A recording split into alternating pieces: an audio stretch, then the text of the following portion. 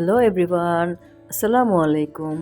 কাছে এবং দূরে, দেশ এবং দেশের বাইরে যে যেখান থেকে আমার আজকের ভিডিওটি দেখছেন, আশা করছি সকলেই ভালো আছেন। আলহামদুলিল্লাহ, আমরাও ভালো আছি। তো আজকে আমরা কোথায় যাচ্ছি, কেন যাচ্ছি, তো আপনাদেরকে দিয়ে দেখাবো খুব সুন্দর একটি জায়গা। তো সম্পূর্ণ ভিডিওটা দেখেন। আর কোথায় যাচ্ছি জানতে হলে সম্পূর্ণ ভিডিওটি অবশ্যই আপনাদের কন্টিনিউ করতে হবে। আর যদি আমার ভিডিওটি আপনাদের ভালো লাগে তাহলে অবশ্যই একটি লাইক করবেন। তো সরাসরি চলে যাচ্ছি। তো চলেন। এই যে এখন হচ্ছে সকাল প্রায় ১১টা, বাসা থেকে বেরিয়ে গেলাম রেডি হয়ে। আমি, আমার ছোট ভাই, ছোট ভাইয়ের বাবু, আম্মু, ছোট ভাইয়ের বউ। আব্বু বাসায় না, আব্বু নানু বাড়িতে গিয়েছিল। তাই আমরাও ভাবলাম যে বাসা থেকে একটু বের হই। তো এটা হচ্ছে অটোতে ওঠার সময়। আম্মা একটু অসুস্থ, আম্মাকে একটু ধরেই উঠাতে হয়। তো এই যে আম্মু উঠে গেল, ছোট ভাইয়ের বউ উঠে গেল, ছোট ভাই, আমরা সবাই অটোতে উঠে গেলাম। তো এখন রাস্তা দিয়ে যাচ্ছি। কি, কোথায় যাচ্ছি কেউ কি গেস করতে পারছেন? তো চলেন। আর আপনাদেরকে এরকমভাবে হতাশার ভিতরে না রেখে চলেন আপনাদেরকে বলেই দিই। তো আমরা আজকে যাচ্ছি শ্রীপুরে, আমার ছোট ভাইয়ের শ্বশুর বাড়িতে। তো বাসায় সকাল শোয়া থেকে উঠে দেখলাম কেন জানি ছোট ভাইয়ের বউর মনটা একটু খারাপ ছিল। তো ভাবলাম যে ওকে নিয়ে আজকে একটু ওদের বাইরে থেকে ঘুরেই আসি, বাচ্চা মানুষ। তো ওকে বললাম যে চলো তোমাদের বাড়ি থেকে ঘুরে আসি। তো ও তো খুব খুশি। তো বাসা থেকে বের হয়ে গেলাম। এটা হচ্ছে আমাদের শ্রীপুরের সরকারি হসপিটাল, ৫০ শয্যা বিশিষ্ট যে শ্রীপুরের হসপিটালটা সরকারি এটা। তো এখানে আপনারা সবাই চেনেন। আর যারা শ্রীপুরের বাহিরে তারা তো হয়তো বা চেনেন না, তাদেরকেও দেখিয়ে দিলাম। এটা হচ্ছে শ্রীপুর উপজেলা অফিস। এই উপজেলা অফিসটা, এই ভবনগুলো নতুন করা। এগুলো আগে খুব ছোট্ট পরিসরে ছিল, তো এখন এগুলো নতুন করে করা হয়েছে। তো আপনাদেরকে ভাবলাম যে দেখিয়ে দিই কয়েকটা জায়গা। তো এটা হচ্ছে শ্রীপুর পৌরসভা। এটাও নতুন করে করা, আগে খুব ছোট করে ছিল। এটাও নতুন করে করা হয়েছে। এখন অটো থেকে এসে নেমে গেলাম। এটা হচ্ছে শ্রীপুর স্টেশন। তো শ্রীপুর স্টেশন থেকে রাস্তাটা পার হব, রাস্তাটা পার হয়ে আরেকটা অটোতে করে আমরা উঠে যাব। তো এখন এই যে দেখেন এখানে একটা ট্রেন দাঁড়িয়েছে। মনে মনে ভাবছিলাম যে ট্রেনে করেই যদি কোথাও যাওয়ার জায়গা থাকতো তাহলে চলেই যেতাম। তো এই যে অটোতে করে যাচ্ছি। যাওয়ার সময় একটা অনাকাঙ্ক্ষিত জিনিস দেখলাম। অল্পের জন্য একজন লোক বেঁচে গেল। মোটরসাইকেলে করে যাচ্ছিল। আসলে জীবনের চেয়ে যে সময়ের মূল্যটা ওনার কাছে বেশি, এটা আসলে ওনাকে দেখেই বোঝা যায়। কারণ হচ্ছে অল্পের জন্য উনি এখান থেকে বেঁচে গেল। একটু একটু আরেকটু যদি অসাবধানতা থাকতো তাহলে হয়তোবা এতক্ষণে ওনার এপার ওপার কিছু একটা হয়ে যেত। তো যাই হোক, এখানে এই যে ট্রেন যাচ্ছে। ট্রেনটা যাচ্ছে, ট্রেন দেখতে আসলে ভালোই লাগে। ট্রেনের যে ঝনঝন শব্দটা ওইটাও খুব ভালো লাগে। তো দেখতে দেখতে আমরা চলে যাচ্ছি। দেখেন কি সুন্দর বিশাল গজারির বন। চারপাশটাই এরকম, দুই পাশে রাস্তাতেই এরকম গজারির বন আর গজারির বন। আর এটা হচ্ছে শ্রীপুরের একমাত্র একটি শ্মশান ঘাট, যেখানে মৃতদেহ পোড়ানো হয় শ্রীপুরের হিন্দুদের। তো এই যে একটা শ্মশান ঘাট দেখতেই তো পাচ্ছেন। আর চারপাশে দেখেন কত সুন্দর গাছগাছালি। এখানে বাঁশ গাছ আছে, আম গাছ, জাম গাছ, কাঁঠাল গাছ। আমাদের গাজীপুর তো কাঁঠালের জন্যই বিখ্যাত, সেটা সবাই জানেন।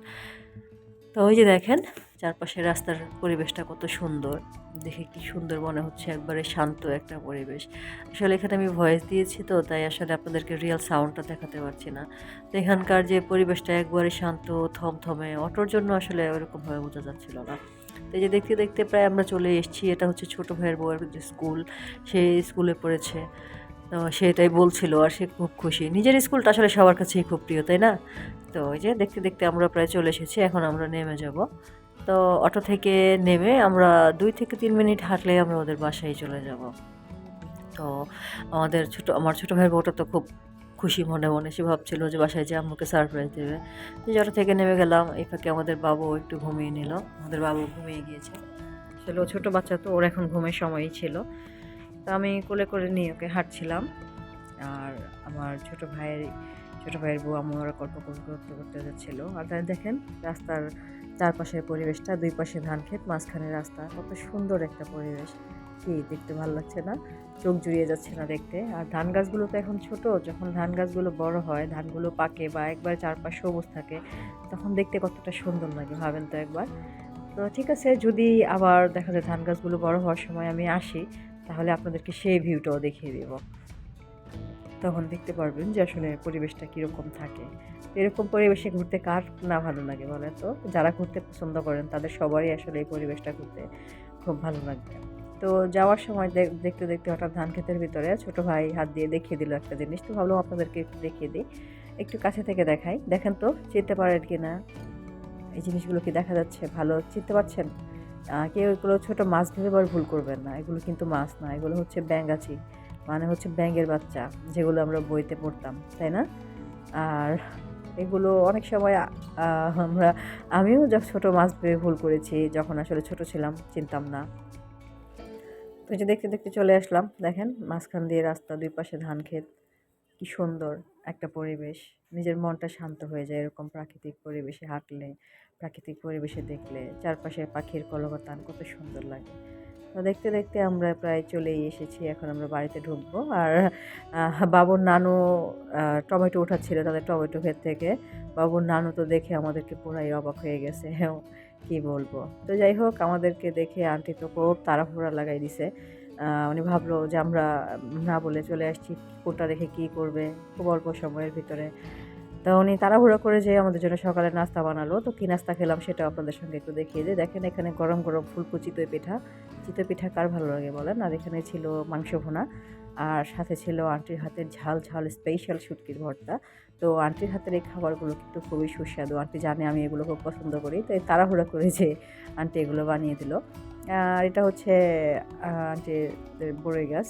দেখেন মাশাআল্লাহ কত সুন্দর বড়ই এসছে গাছে। আমাদের বাসায় উঠানে একটা বড়ই গাছ ছিল। তো কোনো এক কারণবশত গাছটা কেটে ফেলতে হয়। তো দেখেন গাছ ভর্তি বড়ই। গাছ থেকে এরকম সুস্বাদু টাটকা টাটকা বড়ই পেড়ে ফরমালিন মুক্ত খেতে কার না ভালো লাগে বলেন তো? তো চলেন এই ফাঁকে আন্টিদের বাড়ির চারপাশের পরিবেশটাও আপনাদেরকে একটু দেখিয়ে দিই। কি সুন্দর মনোরম একটা পরিবেশ। চারপাশটা একবারে স্নিগ্ধতায় ভরা। যদিও এখন দুপুরবেলা, বিকেলে বা সন্ধ্যার একটু আগের এই পরিবেশটা যে কী ভালো লাগে, এটা আপনাদেরকে আসলে বলে বোঝাইতে পারবো না। দেখেন মাটির ঘর, মাটির ঘরেও যে এত শান্তি থাকতে পারে সেটা আসলে আগে আমাদেরও মাটির ঘর ছিল, বহুত আগে যখন আমি ছোট ছিলাম, ক্লাস 6 এ পড়তাম তখন। তো সেই মাটির ঘরের স্বাদটা এখন আর পাই না। তখন আসলে মাটির ঘরের ফিলটা বুঝতাম না। এখন যখন বুঝতে পারছি তখন মাটির ঘরে থাকার মতো এই স্বাদটাই নাই। তো যাই হোক, দেখেন এই যে এটা হচ্ছে একটা পুকুর, ছোট্ট একটা পুকুর।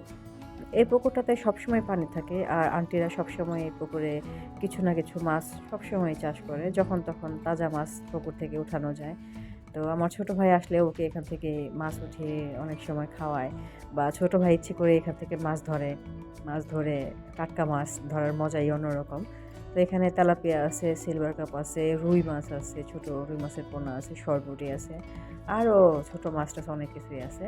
আর এই দেখেন আরেকটা মাটির ঘর, এটা হচ্ছে আমাদের বাবুর বড় মার ঘর, মানে আমার ভাই বউয়ের দাদির ঘর। তো দেখেন চারপাশের পরিবেশটা কীরকম লাগছে, কোনো লোকজন আছে? কোনো লোকজন নাই, একেবারে শান্ত একটা পরিবেশ, কোনো কোলাহল নেই, কোনো চিল্লাচিল্লি নাই, কোনো কিছুই নেই, চারপাশটা একবারে নীরব শান্ত একটা পরিবেশ। আর সবাই এখানে ফরমালিন ছাড়া শাকসবজি উৎপাদন করে, সবাই সারমতো। আর এই দেখেন এখানে দেখি একটা ছোট্ট একটা ছাগল, ৩টা বাচ্চা ছাগলটার। তো ২টা বাচ্চা আমার সঙ্গে ঘুরতেছে, আর একটা বাচ্চা এখানে মানে খালি মা মা করতেছিল। তো আমিও একটু বাচ্চাটাকে একটু সরিয়ে দিলাম যে বাচ্চাটা তার মার কাছে যেতে পারে যেন। তো এই যে দেখেন বাকি ২টা বাচ্চা মার সঙ্গে আছে, আর ও এই চলে গেল। দেখেন ৩টা বাচ্চা, কত সুন্দর লাগছে না? এক সিরিয়াল ধরে দাঁড়িয়ে আছে। দেখেন কি ভালো লাগছে না দেখতে? আমার কিন্তু দেখতে খুব ভালোই লাগে। ছোট ছাগলের বাচ্চা কোলে নিতে কিন্তু আরও বেশি ভালো লাগে। তো যাই হোক, এই যে যাচ্ছি আপনাদেরকেও দেখিয়ে দিই। এটা হচ্ছে আরেকটা পুকুর। এই পুকুরেও সবসময় পানি থাকে, এই পুকুরেও সবসময় মাছ থাকে। তো দেখতে দেখতে আমাদের বাবুরও ঘুম ভেঙে গেছে। ছাগলের বাচ্চা নিয়ে বাবুও খুব খেলাধুলাতে ব্যস্ত। একটুও ভয় পায় না, ছোট্ট বাচ্চা, তারপরেও ও ধরবেই এটা। মানে এরকমভাবে ধরে যে মনে হয় যে না, এটাকে এখন মেরেই ফেলবে। আর ছাগলের বাচ্চাটাও কেন জানি ঘুরে ফিরে ওর কাছেই আসছিল। ও এই যে বিরক্ত করতেছিল বাচ্চাটাকে, তারপরেও যে ওর কাছেই আসছিল। বাবু তো সেই খুশি। আসলে বাসায় তো এই সকল জিনিসগুলো পায় না। তাই ওর কৌতূহলটাও যেন এটার ভিতরে বেশি। ওর কান ধরে টানছে, মুখে হাত দিচ্ছে। আর ঘুরতেও ওর খুব ভালো লাগে। তো যাই হোক, আপনারা যারা এতক্ষণ কষ্ট করে আমার ভিডিওটি দেখছেন, আর যদি আপনাদের আমার ভিডিওটি ভালো লেগে থাকে তাহলে অবশ্যই আমার ভিডিওটিতে লাইক দিবেন। আর হচ্ছে আমার ভিডিওটিতে অবশ্যই যদি খুব বেশি ভালো লেগে থাকে তাহলে অবশ্যই চ্যানেলটিকে সাবস্ক্রাইব করে দিবেন, পাশে থাকা বেল বাটনটি প্রেস করে দিবেন যেন নতুন নতুন ভিডিও আমি আপলোড করলে আপনারা সঙ্গে সঙ্গে আমার ভিডিওটি দেখতে পারেন। তো এই যে এখন হচ্ছে দুপুরের খাবারের সময়, দেখেন আন্টি খুব তাড়াহুড়া করে এখানে রান্না করেছে গরুর মাংস, আলু দিয়ে ঝোল, ডিম ভুনা করেছে। এখানে ছিল আন্টির গাছের লেবু, আর লেবু ছিল, তারপরে পেঁয়াজ, কাঁচামরিচ, এখানে ছিল সিম দিয়ে একটি নিরামিষ তরকারি, আর ছিল এখানে খুব মজাদার একটি পাতলা ডাল, আর সেই সাথে ছিল সাবু দিয়ে পায়েস রান্না। মানে যা কি বলবো, খুবই সুস্বাদু খাবারগুলো। তো সকলেই ভালো থাকবেন, আমরাও খাই। আল্লাহ হাফেজ, আসসালামু আলাইকুম।